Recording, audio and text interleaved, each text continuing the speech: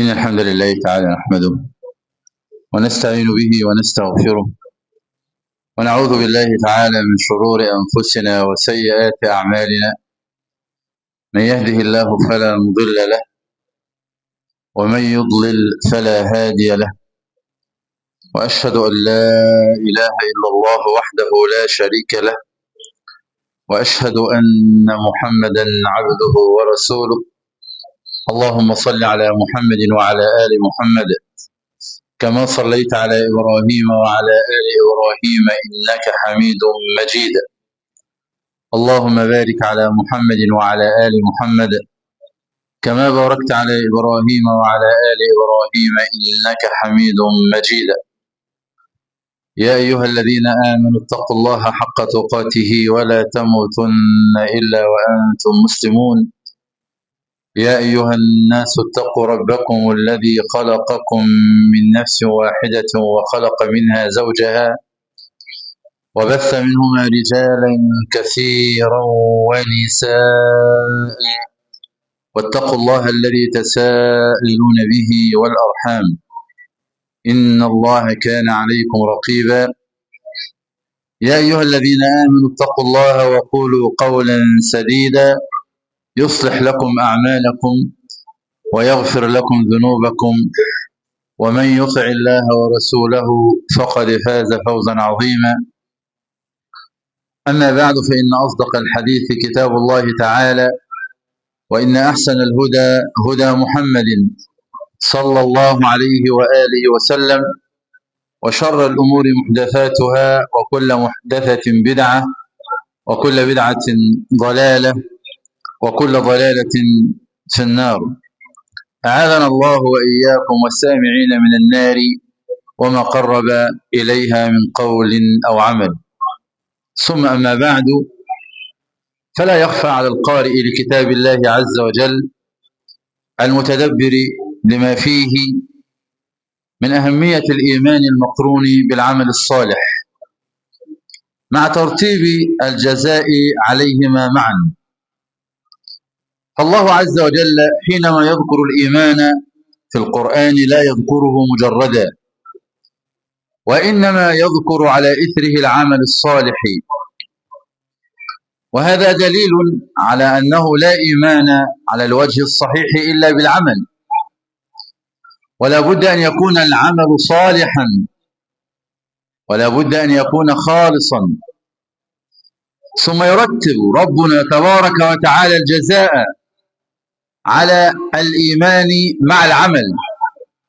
إن الذين آمنوا وعملوا الصالحات سيجعل لهم الرحمن ودا، يعني محبة في قلوب الخلق. كانت لهم جنات الفردوس نزلا، أولئك هم خير البرية.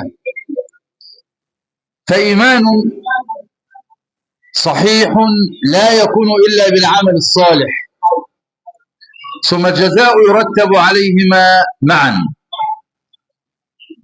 كذلك الذي يطالع الكتاب والسنة يجد أن سلفنا رحمهم الله عز وجل كانوا يعلمون أن الله تبارك وتعالى لا يقبل من العمل إلا ما كان خالصا وصوابا، وهما شرط قبول العمل.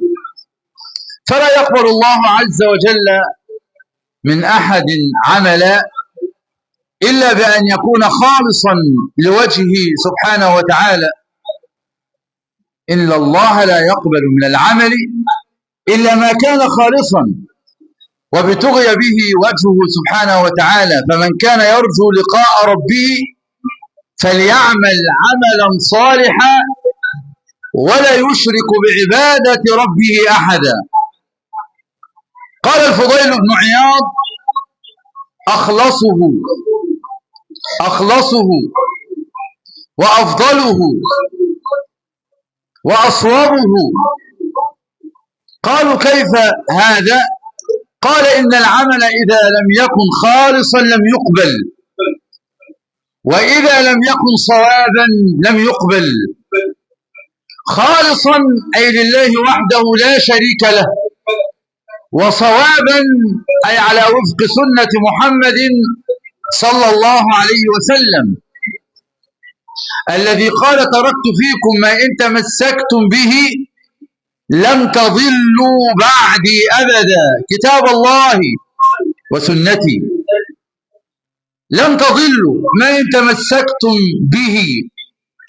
لذلك من معاني حبوط العمل الإضلال، لن تضلوا يعني أعمالكم لن تكون محبطة، لن تكون هدرا، فالعمل لا بد أن يكون خالصا كما سيأتي معنا، ولا بد أن يكون صوابا.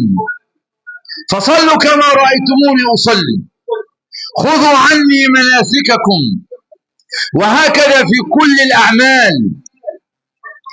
فما من عبد إلا وينشر له يوم القيامة ديوانان لما وكيف، لما وكيف، لما صنعت هذا العمل، لما صليت، لما صمت، لما حججت واعتمرت، لما تصدقت، وكيف فعلت هذا. فسؤال عن الإخلاص، وسؤال عن كيفية أداء العمل. كذلك الذي يطالع الكتاب والسنة يجد أن سلفنا أيضا كانوا يخافون من عدم قبول العمل. قد يجتهد أحدنا في العمل، قد يجتهد في الصلاة أو في الصيام أو في الصدقات، لكنه لا يبحث هل هذا العمل مقبول أم لا، هل قبل هذا العمل عند الله عز وجل أم أنه مردود على صاحبه. لذلك انظر إلى سؤال عائشة رضي الله عنها للنبي صلى الله عليه وسلم لما نزل قوله تعالى والذين يؤتون ما آتوا وقلوبهم وجلة أنهم إلى ربهم راجعون. والذين يؤتون ما آتوا يفعلون ما يفعلون وقلوبهم خائفة أنهم إلى ربهم راجعون. المتبادر إلى الذهن أنهم يخافون من الأعمال التي سيقدمون بها على الله عز وجل. إذن هذا الذي يخاف هو الرجل الذي يزني ويسرق ويشرب الخمر ويرتكب الفواحش، هذا الذي يخاف القدوم على الله عز وجل. أهو كذلك يا رسول الله؟ قال لا، لا يا ابنة الصديق، إنه الرجل يصلي ويصوم ويتصدق لكنه يخاف الله عز وجل. لهذا قال غير واحد من السلف إذا علمت أن الله تقبل مني ركعة واحدة لقرت بها عيني، لأن الله يقول إنما يتقبل الله من المتقين. وكيف لا يخافون وقد أسمعهم النبي صلى الله عليه وسلم حديثا لابد أن يخافوا جميعا وأن نخاف نحن كذلك منه. تدرون من المفلس؟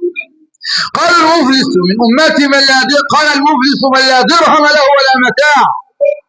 هذا هو عرف الناس، لكنه في الشرع ليس هكذا، إنما هو الرجل الذي يأتي بأعمال، يأتي بصلاة وصيام وصدقات، يأتي حاجا معتمرا، يأتي ذاكرا، ومع ذلك له سيئات هدرت كل هذا. لماذا؟ لأنه يأتي يوم القيامة قد اغتاب هذا ونم على هذا وأخذ مال هذا بالباطل وسفك دم هذا ووقع في عرض هذا، فصار من كثرة سيئاته مفلسا مع أنه عنده حسنات. لكن يوم القيامة المسألة عبارة عن مقاصة، حسنات وسيئات، فليس ثم درهم ولا دينار. فيأتي وقد شتم هذا وسب هذا وإلى آخره، الحديث معروف لديكم. فهذا يأخذ من حسناته وهذا من حسناته وهذا من حسناته. انتهت الأعمال، انتهت الحسنات التي اجتهد وتعب في تحصيلها في الدنيا، فما بقي عنده إلا السيئات. ويا ليت الأمر يقف عند هذا الحد، فنيت الحسنات فيأخذون أن يطرحون من سيئاتهم عليه. هذا هو الذي يقدم على الله مفلسا. لهذا كانوا يخافون، كانوا يخافون لأنهم سمعوا النبي صلى الله عليه وسلم يقول: لأعلمن رجالا من أمتي يأتون يوم القيامة بحسنات كالجبال فيجعلها الله هباء منثورا. والحديث في السنن من حديث ثوبان. قال ثوبان: من هم يا رسول الله؟ من هم؟ صفهم لنا، جلهم لنا، أعلمنا أمرهم، ألا نكون منهم ونحن لا ندري. قال: من إخوانكم، من إخوانكم، يصلون كما تصلون، يصومون كما تصومون، بل لهم من الليل مثل ما لكم. إيه المصيبة؟ لكنهم قوم إذا خلوا بمحارم الله انتهكوها، إذا خلوا بمحارم الله انتهكوها. خافوا من ذنوب الخلوات، فكم من خلوات رفعت صاحبها إلى تحت ظل عرش الرحمن. ورجل ذكر الله خاليا ففاضت عيناه، أين مكانه؟ مع السبعة الذين يظلهم الله في ظله يوم لا ظل إلا ظله. وفي المقابل هؤلاء خلوا بمحارم الله انتهكوها، أين مكانهم؟ ذهبت أعمالهم وقدمنا إلى ما عملوا من عمل فجعلناه هباء منثورا. على الرغم من أن هذا الحديث فيه إشكال، لأنه لا يجعل الأعمال هباء منثورا إلا الكفر والشرك، أو كما سيأتي. لكن الإشكال أكثر أنهم من إخواننا، من إخوانكم، يصلون، يصومون، يتصدقون. لذلك يبقى هذا الحديث فيه إشكال بين أهل العلم. على كل حال الحديث يحذر من ذنوب الخلوات. لذلك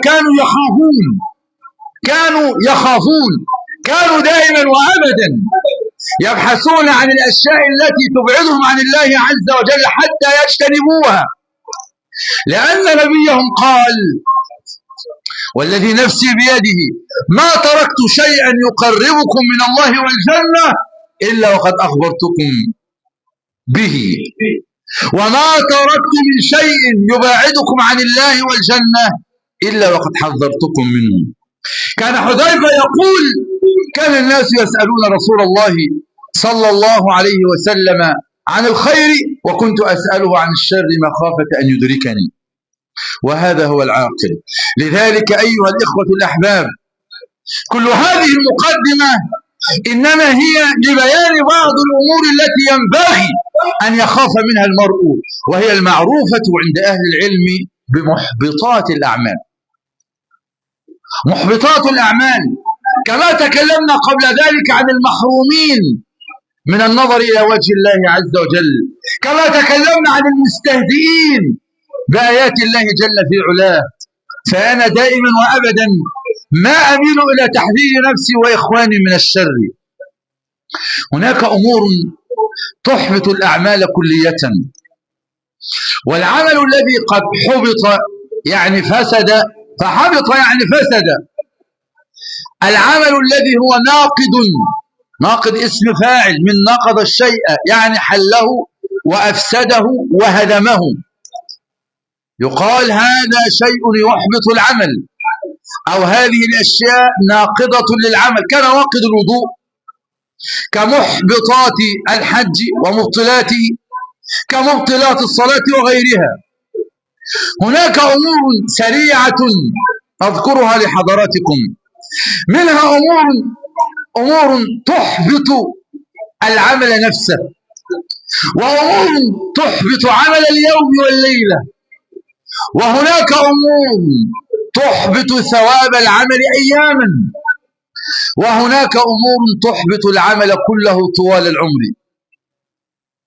فمنها مثلا، وهذا أعلاها، الشرك الذي هو ظلم العظيم، وهو أظلم الظلم، كما قال الله تعالى: إن الشرك لظلم عظيم. أي الذنب عند الله أعظم؟ أن تجعل لله ندا وهو خلقك. لهذا الله عز وجل لما ذكر الأنبياء قال، وهذا مستحيل في حق الأنبياء: ولو أشركوا لحبط عنهم ما كانوا يعملون، ولقد أوحي إليك وإلى الذين من قبلك لئن أشركت ليحبطن عملك ولتكونن من الخاسرين. هذا مستحيل أن يقع النبي صلى الله عليه وسلم في الشرك. الشرك يهدم كل الأعمال، فقدمنا إلى ما عملوا من عمل فجعلناه هباء منثورا. والمقصود بالعمل أيها الإخوة الأحباب على قولين: كل الأعمال في الدنيا التي صنعوها محبطة، وهذا هو اللائق، أو أنه كان على الإسلام ثم وقع في الشرك.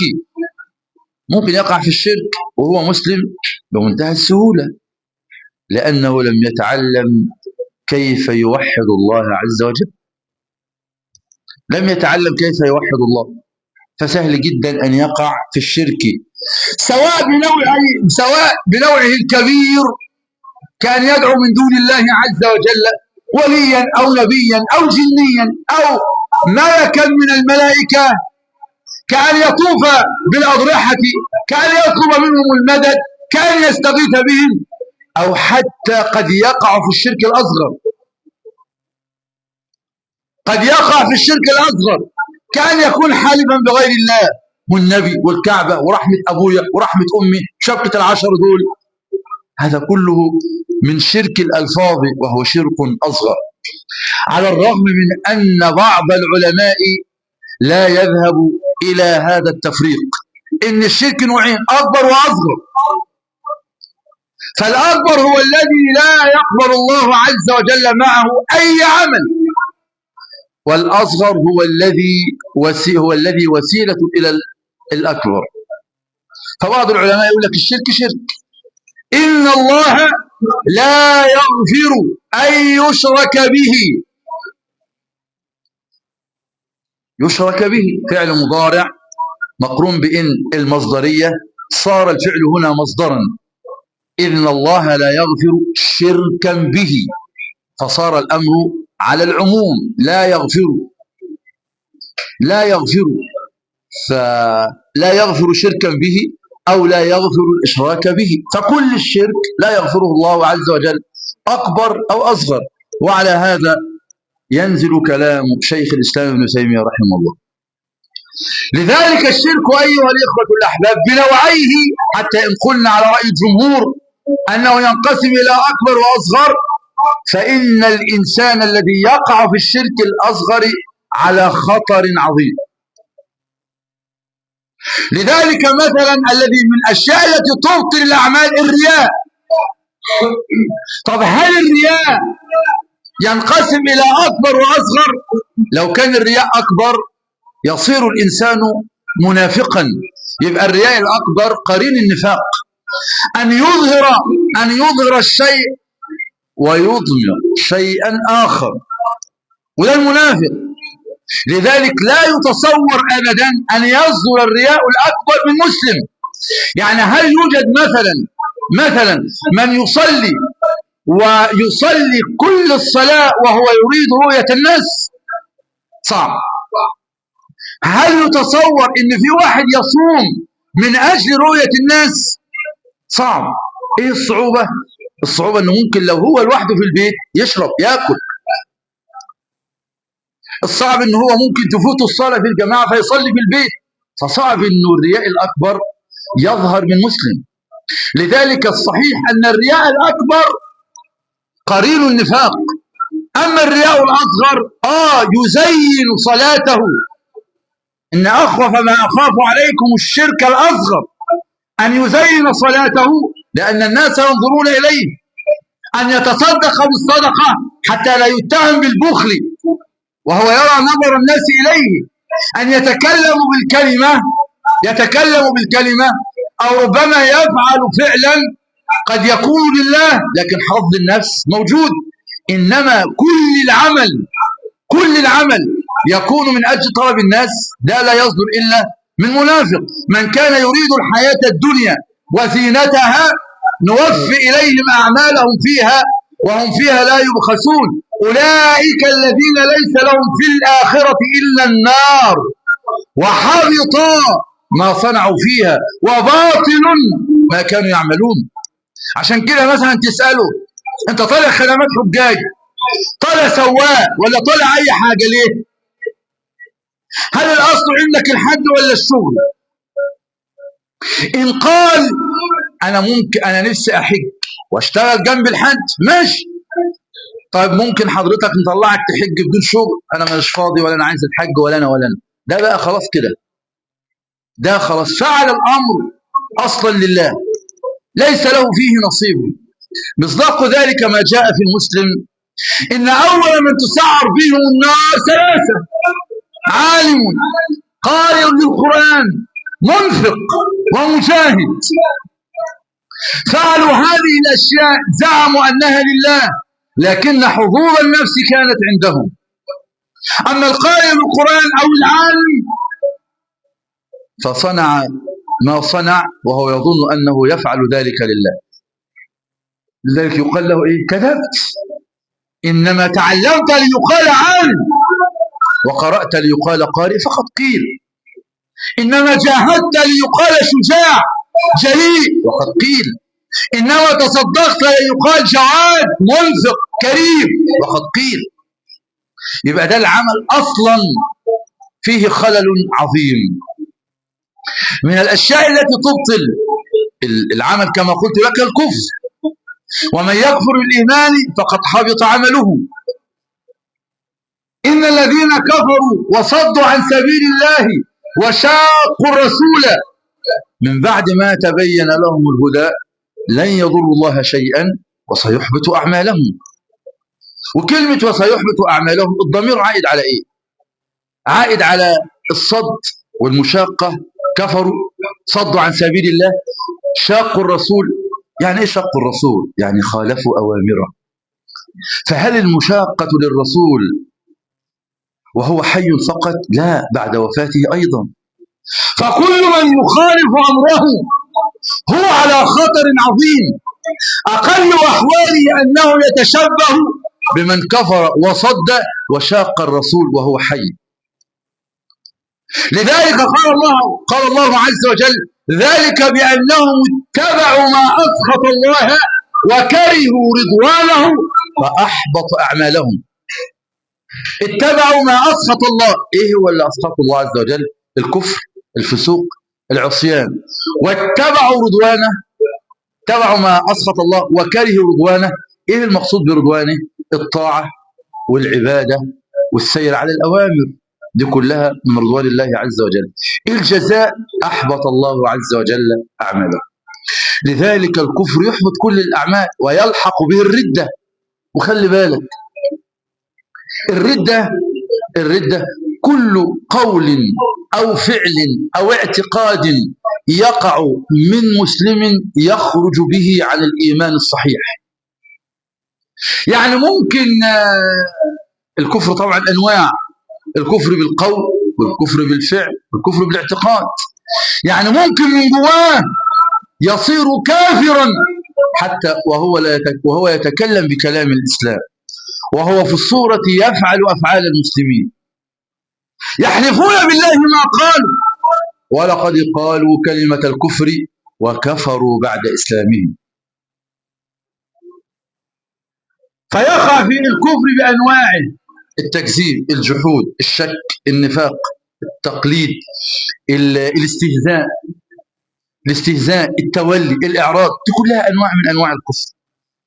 فيستهزئ بدين الله أو بالمتمسكين بدين الله أو بشعيرة من شعائر الله كحجاب أو كلحية، أو أنه يفعل فعلا يهين به كتاب الله عز وجل، أو أنه يسجد لغير الله سبحانه وتعالى، أو يحكم شرع الله، أو يرتكب السحر، أو يكره ما أنزل الله عز وجل. كل دي أعمال، سواء باللسان سواء بالفعل سواء بالاعتقاد.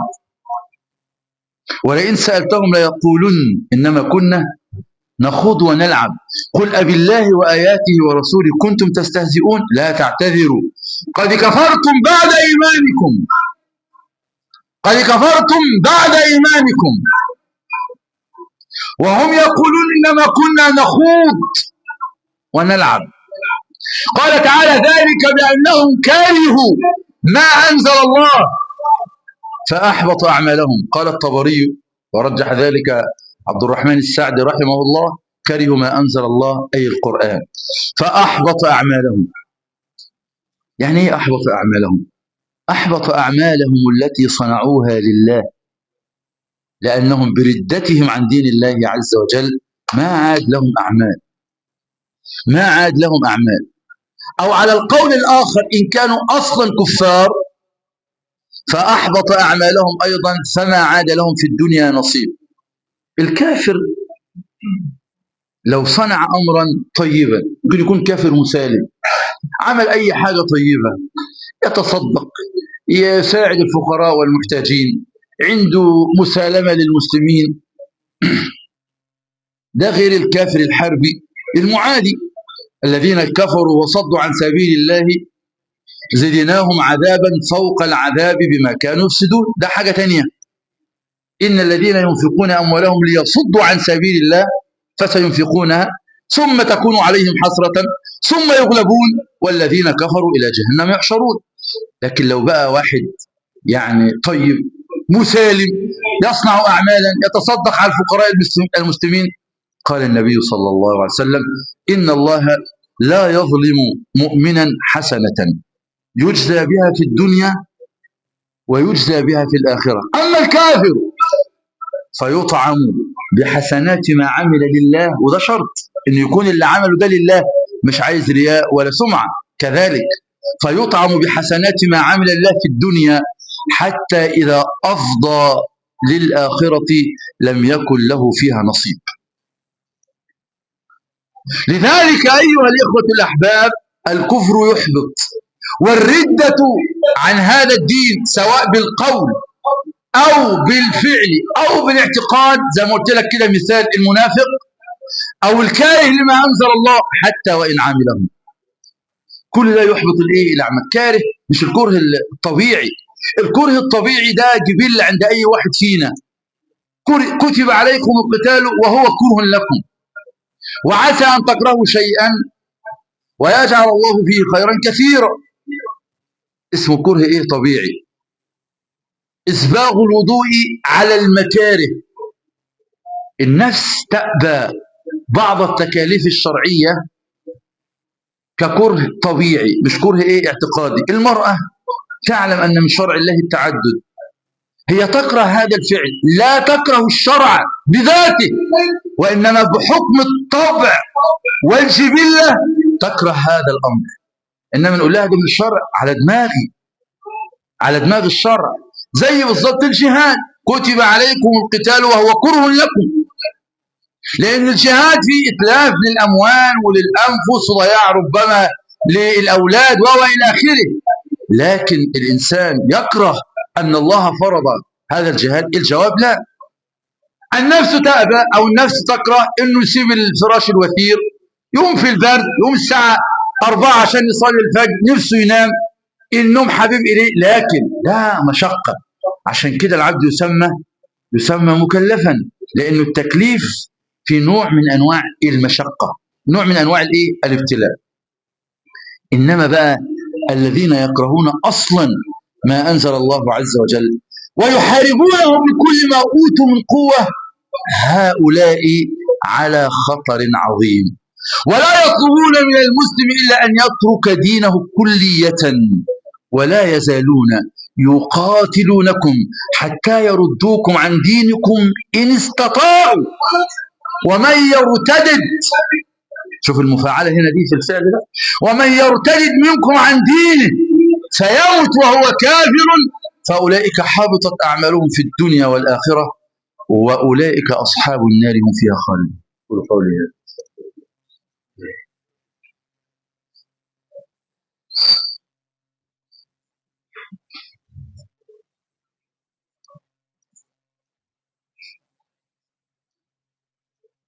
الحمد لله رب العالمين، وأشهد أن لا إله إلا الله وحده لا شريك له، وأشهد أن محمدا عبده ورسوله صلى الله وسلم وبارك عليه وعلى آله وصحبه وبعد. أيضا من الأشياء التي قد تحبط العمل حتى أن الإنسان ممكن يصنعها وهو لا يدري، ما يسمى بالتألي على الله. تألي أو الإله أن الإنسان يحلف على شيء جازما به، زي مسألة الإله مع الزوجة، إنه الإنسان يحلف أنه لا يقرب من زوجته، والله ما أنا مقرب لك طول ما أنا عايش، الشرع وقت لك 4 شهور، يا تجامع يا تطلق. كان رجلان في بني إسرائيل متواخيين، كان رجلان في بني إسرائيل متواخيين. حديث ضمضم بن جوس عن أبي هريرة رضي الله عنه قال النبي صلى الله عليه وسلم: كان رجلان في بني إسرائيل متواخيين، فكان أحدهما مجتهد في العبادة، شيخ كبير يعني، وكان الآخر مقصر. فكان المجتهد ينصح. خلي بالك من التألي، لأن التألي في نوع من أنواع العجب بالعمل. التألي في نوع من أنواع العجب بالعمل، إنك أنت من كتر العبادة ظننت إن لك مكانة عند الله، فأنت خلاص تقسم على أي حاجة براحتك، لكن تقسم على الله مش على الناس. يعني أنت بتقسم على الله مش على الناس. فكان المجتهد حينما يمر على المقصر يقول له: أقصر، بلاش كده بلاش كده بلاش كده. حتى مر عليه يوما فوجده على ذنب عظيم، فقال له: والله لا يغفر الله لك. ما شاء الله. والله لا يدخلك الله الجنة. ما شاء الله. انت وصلت للدرجة دي؟ ماسك مفتاح الجنة يعني؟ انت ماسك مفتاح الجنة. الله يغفر لمن ويعذب من، يدخل من الجنة ويدخل من النار. فقال المقصر: خليني وربي، يا عم سيبني انا مع الله عز وجل، أبعثت علي رقيبا، خلني وربي. فلما مات قال الله عز وجل لهذا المتألي عليه: أكنت بي عالما، أو كنت على ما في يدي قادرا؟ يعني أنت تعلم أني لن أغفر له؟ هل أنت تعلم شيئا من أسمائي وصفاتي؟ هل أنت تعلم شيئا من جنتي عن جنتي؟ أو كنت بي عالما، أو كنت على ما في يدي قادرا؟ قال أبو هريرة: تكلم بكلمة اللي هي إيه؟ والله لا يغفر الله لك، أوبقت دينه ودنياه. قد أحبطت عملك وأمرت به إلى الجنة. هو ده التألي أيها المستقيم. لا تنظر إلى الناس نظرة معجب بعملك، لا تنظر إلى الناس بهذه النظرة، فرب معصية أورثت ذلا وانكسارا، ورب طاعة أورثت عزا واستكبارا. قال أحدهم: لئن أبيت منكسرا من ذنبي أحب إلي من أن أبيت معجبا بعملي. خلي بالك، المتألي على الله عز وجل. من الأشياء التي تحبط الأعمال البدعة. من أحدث في أمرنا هذا ما ليس منه فهو رد، يعني مردود عليه.